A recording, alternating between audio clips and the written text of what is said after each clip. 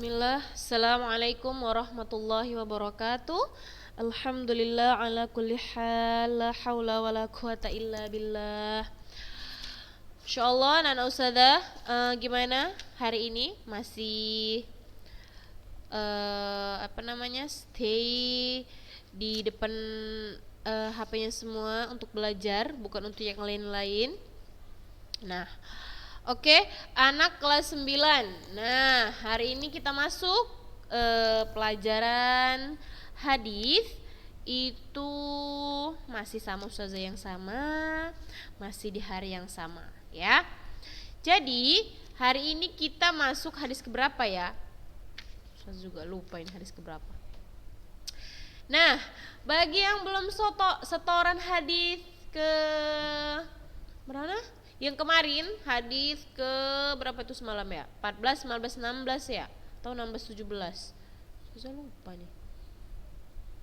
Oh, 18 sudah ya. Oh, Masya Allah kita masuk hadis ke 19 hari ini. Masya Allah. Jadi kita masuk hadis ke 19 ya. Jadi sedikit agak panjang ini hari kita belajarnya. Tapi walaupun panjang, ini sudah pernah dihafal kan di kelas 8. Jadi insya Allah kalian mudah dalam menghafalnya. Oke. Kita masuk hadis ke 19. Nah, silahkan dibuka bukunya semuanya ya. Silahkan dibuka bukunya, hadis ke 19. Yang tidak punya buku itu silahkan kalian minta foto sama teman kalian, foto hadis ke 19, terus kalian tulis di buku kalian. Atau kalian lihat layar ini, terus kalian tulis satu-satu di buku tulis kalian ya. Jadi jangan males. Kalian tuh tugasnya cuma satu, belajar. Gak ada disuruh masak, gak ada disuruh nyuci, gak ada disuruh ngapa-ngapain, jaga anak, gak ada. Jadi luangkanlah waktu untuk belajar, oke? Nah, kita masuk. Jagalah Allah, niscaya Allah akan menjagamu. Bismillah. An Abil Abbas Abdillah bin Abbasin radhiyallahu anhuma qala kuntu khalfan nabi sallallahu alaihi wasallam yawman faqala ya ghulam inni u'allimuka kalimatin ihfazillaha yahfazka ihfazillaha tajiduhu tujahak idza sa'alta fas'alillah wa idza ista'anta fasta'in billah wa'lam annal ummata law ijtama'at ala an yanfa'uka bisyai'in lam yanfa'uka illa bisyai'in qad katabahu Allahu lak wa in ijtama'u ala an yadurruka bisyai'in lam yadurruka illa bisyai'in qad katabahu Allahu alaik rufi'atil aqlam wa jaffatis suhuf rawahu Tirmidzi wa qala haditsun hasanun sahih. Lanjut ya. Wa fi riwayati ghairi Tirmidzi ihfazillaha tajidhu amamak ta'arraf ilallah fir rakha'i ya'rifka fi syiddah wa'lam annama akhta'aka lam yakun liyusibak wa ma asabaka lam yakun liyukhti'ak wa'lam anna an-nasra ma'as sabr wa annal faraja ma'al karb wa anna ma'al usri yusra. Nah, insyaallah ini hadisnya ya kan. Nah, kita masuk hadis ke-19. dari Abul Abbas Abdillah bin Abbas radhiyallahu anhuma qol. Nah, dia berkata atau dia mengungkapkan perasaan dan ingin berkata-kata dia. Apa yang ingin disampaikannya? Kuntu, katanya, dahulu pada suatu hari khalfan Nabi, katanya. Aku tuh berada di belakang Nabi tuh atau di boncengan. Terus dia berada, si Abbas nih berada di belakang Nabi. Terus apa katanya?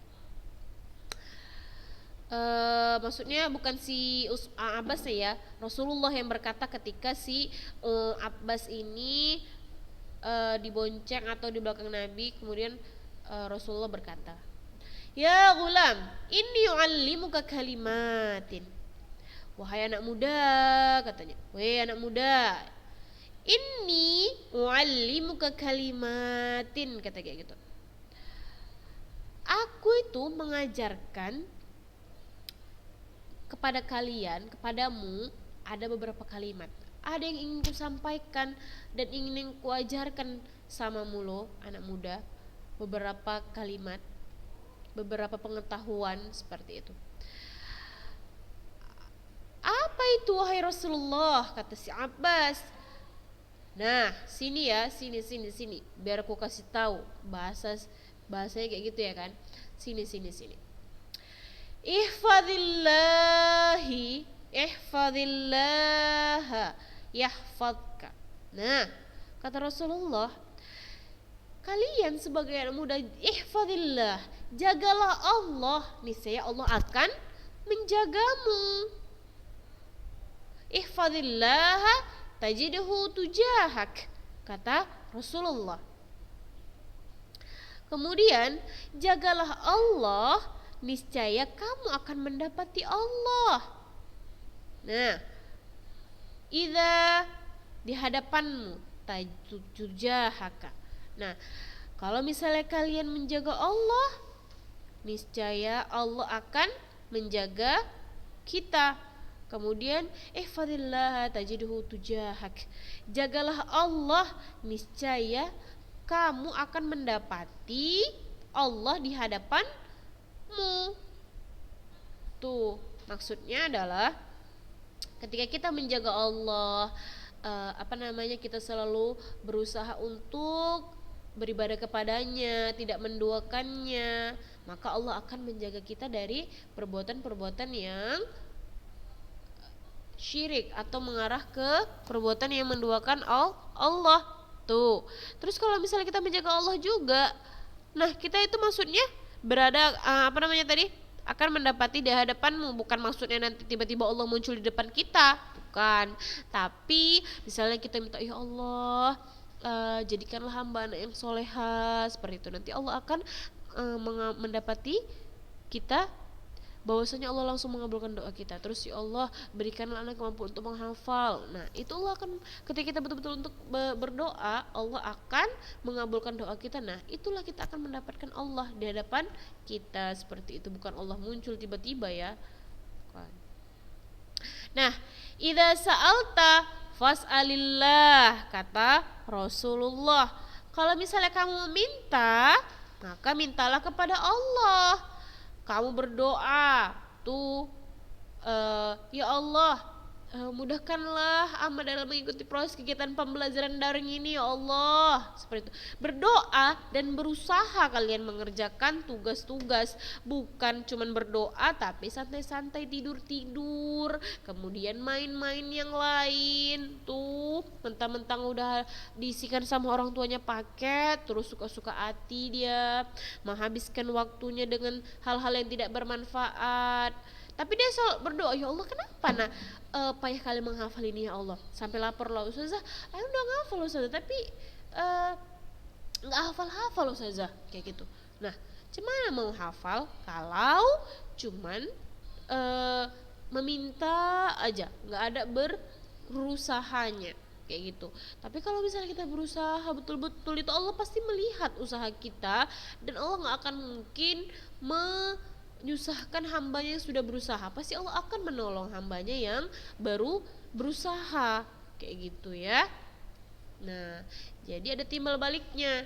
Jangan kita juga meminta aja tapi nggak ada usaha. Jadi kita ketika meminta juga harus ada ikhtiarnya.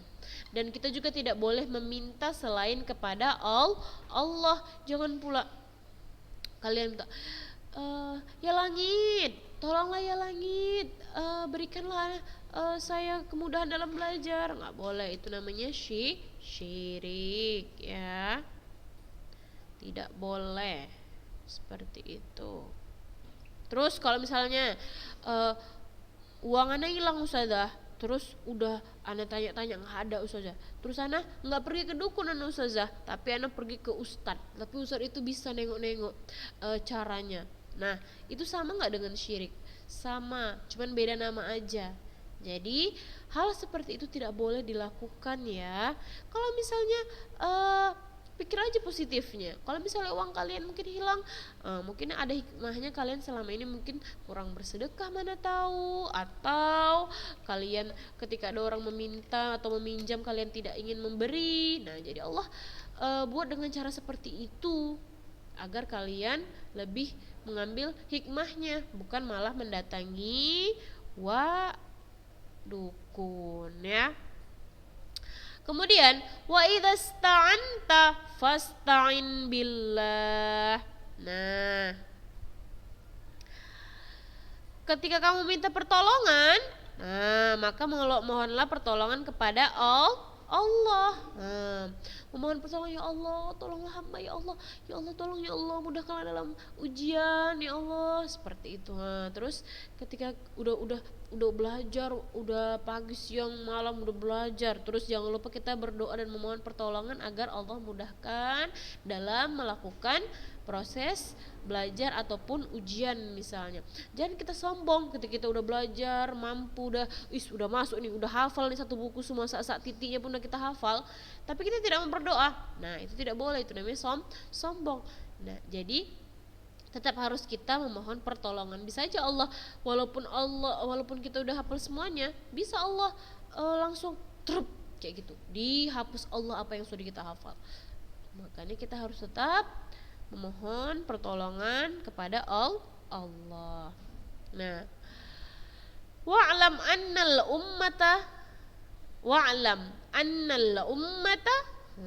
ketahuilah seandainya semua umat ini lawijtama'at ala an yanfa'uka bisyai'in lam yanfa'uka illa bisyai'in qad katabahu Allahu lak. Nah, seandainya semua umat ini dikumpulkan untuk memberi kamu sesuatu manfaat, maka niscaya mereka tidak akan memberikan manfaat.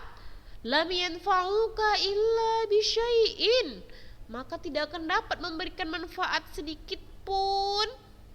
Qad katabahullahu lak, kecuali apa yang memang sudah Allah tetapkan untukmu, kayak gitu. Tuh kalau misalnya kalian tuh dikumpulkan semuanya, terus udah tenang aja, nanti anak pasti bisa itu jawab pertanyaannya misalnya. Tapi Allah tidak mentakdirkan kalau kamu bisa menjawab, maka tidak akan bisa.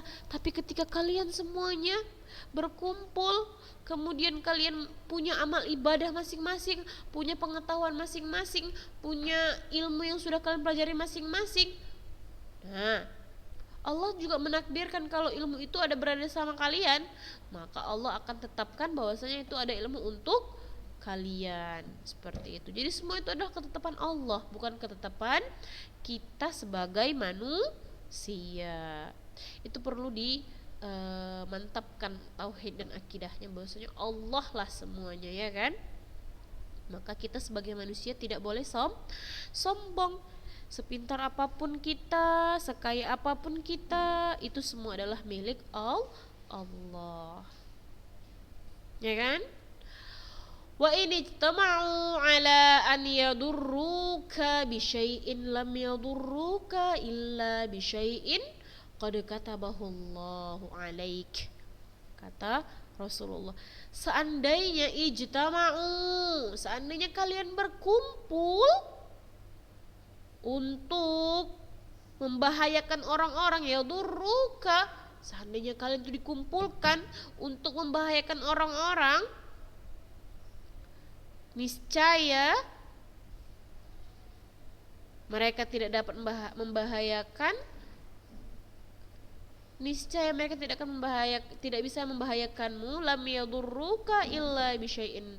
Nah, sama juga Allah tidak akan bisa kalian tidak bisa membahayakan orang kecuali dengan izin Allah, qad katabahullahu lak. Nah, jadi seperti yang tadi, ketika kalian mungkin merasa bahwa diri kalian itu mampu untuk melakukan hal itu dan bisa membantu orang lain, tetapi Allah tidak menakdirkan untuk kalian itu mampu menolongnya, memberikan manfaat kepada dia, maka tidak akan mampu.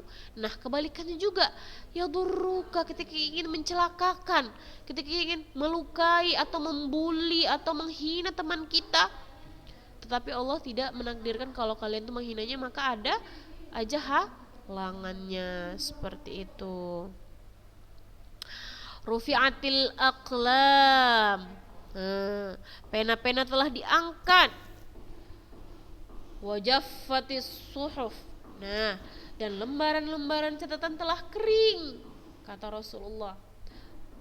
Terus di hadis yang At-Tirmidzi meriwayatkan tentang hadis penjagaan Allah juga, katanya, ihfadillaha tajiduhu amamak, jagalah Allah, Allah pasti akan, kalau misalnya kamu menjaga Allah dengan cara apa? Bukan kita jaga-jaga, kita angkat-angkat, bukan seperti itu, tapi kita berusaha untuk melakukan semua perintahnya, menjauhi semua larangannya. Nah, pasti Allah akan selalu berada di depanmu. Maksudnya pasti kita selalu dilindungi Allah juga. Nggak mungkin Allah tidak melindungi hambanya yang selalu berbuat baik kepadanya, yang selalu mengerjakan semua amalan perintahnya dan menjauhi segala larangannya. Tapi Ustazah, ana udah semua ana kerjakan Ustazah, udah ana ana udah nggak pacaran lagi Ustazah, udah nggak chattingan lagi, tapi ada aja cobaan sama ana Ustazah, ana yang seperti inilah, ana yang seperti itulah. Nah, itu artinya apa? Allah itu senang ketika kamu berdoa. Allah ingin mendengar suara doamu. Allah ingin mendengar kata-kata yang keluar dari mulutmu. Jadi Allah itu menguji hambanya agar menaiki derajat hambanya gitu. Jadi ketika kamu sudah melakukan semua amalan tapi masih ada musibah yang datang, nah itu karena Allah sayang kepadamu. Allah tetap mengujimu agar engkau tetap mendapatkan pahala dan selalu diangkat derajatnya, seperti itu. Wallahu a'lam. Jadi bersakit-sakit dahulu itu pasti selalu, dan senangnya pasti kemudian. Ketika kamu tidak merasakan senang di dunia, mungkin Allah akan memberikan kesenangan yang sangat-sangat baik untukmu ketika di akhirat, seperti itu. Ana enak Ustazah, ana teman ana itu Ustazah bisa HP-nya sendiri-sendiri, ana kongsi sama ayah ana, terus pun itu cuman pagi aja, siang nggak bisa. Kok kayaknya sedih kali hidup ana ini Ustazah, kayaknya susah kali. Nah, ingatlah akhwat, dunia ini hanya sementara, harta itu juga sementara. Apa maksud tahu nggak hikmah dibalik kamu kongsi HP sama orang tuamu itu apa? Jadi kamu tidak lalai dengan HP itu, kamu cuman mengerjakan apa yang diperintahkan oleh sekolah aja. Nggak sempat kamu main-main sosmed, nggak sempat kamu chattingan sama yang teman-teman yang lain atau sama yang lawan jenis, seperti itu. Jadi itu hikmahnya sebenarnya. Coba bayangkan, kamu terjaga, ya kan? Bayangkan ketika kamu menjaga Allah, Allah akan menjagamu, seperti itu. Tapi bagi orang yang mungkin kalian berpikirnya mengerjakan tugas aja nah susah, tapi mau ngirim-ngirim tugas aja susah, kan bisa minta keringanan sama ustazah yang lain. Ustazah, anak ngirim tugasnya malam, kan nggak kena marah kan sama ustazahnya. Yang dimarahin itu adalah yang tidak mengerjakan tugas. Nah, tapi kembali lagi pikirkan hikmah di balik semuanya. Hikmahnya itu sangat banyak. Bayangkan, waktu tidak terlalaikan, kalian sibuk dengan pasti tidak ada handphone itu, pasti kalian sibuk dengan membaca atau belajar dan tidak sibuk dengan sosmed-sosmed yang mungkin teman-teman yang lain setelah belajar mereka main itu sampai malam-malam, bahkan tugas tengah dikerjakan. Itu tadi Allah itu ketika berjanji tidak akan mungkin diingkari, ya kan? Ketika Allah menjaga kita, ketika kita menjaga Allah, maka Allah pasti akan menjaga kita walaupun kita nggak sadar bahwasanya Allah telah menjaga kita seperti itu. Tapi berusaha untuk berpikir positif, ya kan? Pasti ada hikmah di balik semuanya. Nah, ta'aruf ilallah firraha in ya'rifka fi syiddah. Terus ingatlah Allah pada waktu senang, pasti Allah akan mengingatmu ketika engkau susah. Terus walam annama akhta'aka lam yakun liyusibak. Ketahuilah bahwa apa-apa yang semestinya tidak menimpa kamu, tidak akan menimpakannya kepadamu, tidak akan terhindar. Kemudian apa-apa yang mesti menimpamu pasti menimpamu, tidak akan bisa terhindar. Wa'lam annan nasra ma'as sabr. Sesungguhnya kemenangan itu bersama orang-orang yang sabar. Wa annal faraja ma'al karb. Dan musibah itu ada kelapangan. Setiap musibah itu pasti ada kelapangan yang besar. Wa anna ma'al usri yusra. Dan setiap kesulitan itu pasti ada kemudahan. Seperti itu.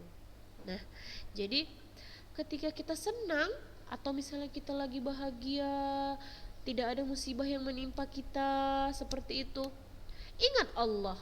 Berusaha ketika kita mendapatkan rezeki, Masya Allah, makasih ya Allah atas rezeki yang telah Engkau berikan hari ini. Misalnya kita lagi entah kepingin makan apa gitu kan, ya Allah, anak kayaknya kepengen kali makan donat hari ini. Terus tiba-tiba datang teman atau saudara kalian atau tetangga kalian yang memberikan donat. Nah, itu kalian lagi bahagia kan? Nah, ketika kalian lagi bahagia, ucapkan syukur, berterima kasih kepada Allah atas nikmat yang telah diberikannya hari ini. Ketika senang kita ingat Allah, maka ketika kita sedang susah atau mendapat musibah, Allah pasti akan datang menolong kita. Jangan pas susah aja, pas senang kalian, ketika kalian mendapatkan sesuatu yang baik, kemudian mendapatkan kesenangan yang sangat banyak, terus kalian lupa sama Allah, susahnya aja ingat sama Allah. Nah, maka Allah juga bisa seperti itu sama kalian gitu. Ketika kalian mendapatkan mungkin nilai yang baik, ranking yang mungkin hari PTS ini mendapatkan nilai yang Masya Allah tinggi, kalian bersyukur, Masya Allah, ya Allah, terima kasih ya Allah atas nikmat yang telah Engkau berikan. Tetap berusaha untuk bersyukur dan berterima kasih. Pasti Allah akan menambahkan nikmat nanti kepada kalian. Dan tetap selalu rendah hati atas nikmat yang telah Allah berikan. Seperti itu. Kemudian ingatlah bahwa ketika musibah datang kepada kita, tetap kita berlapang dada, dan insya Allah pasti ada hikmah di balik semuanya. Tetap berusaha berpikir hikmah dan apa kira-kira nilai positif yang terjadi pada kita. Jangan pula ketika Allah berikan musibah terus kalian langsung bersuudzon sama Allah, terus langsung kalian kufur kepada Allah dan tidak melaksanakan semua perintah-perintah yang Allah berikan kepada kalian. Tidak boleh seperti itu ya. Apalagi kalian sudah kelas 9, sudah berilmu, sudah mengetahui mana yang baik dan buruk, dan kalian selalu belajar agama untuk selalu mengambil hikmah di balik semua kejadian yang telah terjadi. Seperti itu, ya kan? Berusahalah untuk menjadi anak-anak yang solehah karena telah dibekalin ilmu-ilmu agama yang baik. Jadi kalian 9 tahun kalian di sini, 3 tahun kalian di SMP saat ini, ilmu yang sudah kalian dapatkan itu harusnya kalian amalkan walaupun cuma sedikit. Jangan pula selama ini udah capek kami berkor-kor di sini, capek kami merepet-repet di sini, tapi nggak ada sedikit pun yang lengket. Nggak usah kan, jadi apa yang kami bilang itu nggak mending ya kan, kalau masuk kiri keluar kanan itu masih ada kira-kira sekitar 0, sekian itu yang lengket. Ini masuk kiri membal, dia nggak masuk di sama sekali. Aduh, rugi nggak sih? Rugi. Bayangkan 3 tahun di sini dengar ceramah, belajar agama, terus apa namanya, dinasihatin setiap hari kalau misalnya di sekolah, tapi nggak ada sedikit pun yang lengket. Aduh, merugi, betul-betul orang yang merugi, karena banyak orang di luar sana yang kurang kasih sayang istilahnya. Jadi ketika mereka mungkin berada di sini, mereka merasa terkasihi atau merasa disayangi. Bayangkan aja coba, kalian daring seperti ini tapi masih kami tetap pantau kalian, itu sebenarnya bentuk perhatian kami. Mungkin sekarang kalian nggak merasakan itu, nanti ketika kalian besar, dewasa, terus sudah nikah, punya anak, nah baru kalian berpikir, oh iya iya, kenapa dulu ustazah itu dulu kayak gini, kenapa dulu sekolah buat peraturan seperti ini. Nah, sekarang mungkin kalian kan namanya masa-masa labil ya kan, ya mana mau dilarang. Jadi kami juga dulu pernah seperti kalian, kami juga dulu pernah merasakan pubertas seperti kalian, jadi kami yang sudah mengalaminya seperti itu. Boleh pubertas, boleh kita suka sama orang, tapi ditahan, jangan sampai kita yang apa namanya menjadi pemicu untuk mereka mengungkapkan kata-kata itu kepada kita. Dan kita sebagai perempuan harus punya apa namanya harga diri lah istilahnya kan, harus gengsi lah, jangan mau terlalu apa namanya itu dibilang gratis diajak chattingan mau aja, aduh janganlah, udah nggak zamannya gitu ya kan. Jadi buat kalian yang kelas 9, manfaatkanlah waktu sebaiknya. Kalau untuk hal-hal yang tidak bermanfaat tuh lebih bagus usah dikerjakan lah, seperti itu. Buat kalau misalnya udah bosan, kayak misalnya si Barkah dia nulis-nulis, terus kayak si Raihan nih ya, si Raihan apa Rehanah itu dia, Ustazah lihat dia kayak jago ngedit-ngedit apa kayak gitu. Buat aja kegiatan-kegiatan seperti itu, jadi lebih positif. Terus yang suka-suka kaligrafi bolehlah ditulis-tulis, dilengketkan di rumahnya. Nah itu kayak lebih bermanfaat seperti itu. Nah oke, paham kira-kira hadis ke-19 ini? Masya Allah, ini juga sudah pernah dihafal, udah panjang lebar juga diterangkan kemarin. Jadi semoga Allah mudahkan kalian dalam menghafal hadis ke-19 ini. Dan ini hadisnya sampai hari Ahad ya. Hari Ahad Ustazah tunggu jam hari Ahad itu jam 12 siang, tidak jam 12 malam, jam 12 siang hari Ahad terakhir. Jangan ditanya lagi ya. Hari Ahad terakhir jam 12 siang. Nah, yang lewat dari jam 12 siang maka tidak terhitung setoran hadis ke-19. Dan bagi yang belum setoran hadis sebelumnya, itu harus tetap disetor ya, anak-anak ustazah yang solehat. Nah, itu tetap disetor, jangan tidak disetor. Dan gak ada kabar di Najmu. Apa kabar nanti Najmu? Di chat juga gak dibales, terus gak ada berusaha untuk nanya juga. Berusaha lah Najmu. Anti kan Masya Allah, kalau di sekolah nanti kalau direpetin Masya Allahnya bisanya anti. Kok nggak anti ke sekolah aja lah, jumpa sama Ustazah Ila biar Ustazah Ila repetin mau. Nah, jadi yang lain itu bukan hanya Najmu, yang lain juga ya. Cuman karena ini Masya Allah lah Najmu, karena sudah sayang sama Najmu ini. Yang lain juga sudah sayang, maksudnya supaya dia tuh sedikit perhatian sama dirinya untuk belajar gitu loh. Jadi untuk yang lain tetap harus disetor ya, seperti biasa kirim ke link yang Ustazah kasih kemarin, minta sama Barkah atau sama Rehanah atau sama yang lain. Ya, jangan japri atau beberapa kalian ada yang mau japri juga nggak masalah itu, tapi khusus ya. Jadi kirim ke Ustazah Japri itu nama Barkah kelas 9A telah mengirimkan hadis ke 19 jam sekian-sekian. Oke, paham? Itu aja ya hadis ke-19. Semoga kalian dimudahkan oleh Allah menghafalnya. Tidak boleh setengah-setengah, harus semuanya sampai hari Ahad. Paham? Mungkin ini aja yang bisa Ustazah sampaikan hadis 19-nya. Nanti insya Allah kita lanjutkan hadis berikutnya. Semoga Allah mudahkan, karena ini panjang jadi satu aja. Subhanakallahumma bihamdika asyhadu an la ilaha illa anta astaghfiruka wa atubu ilaik. Assalamualaikum warahmatullahi wabarakatuh.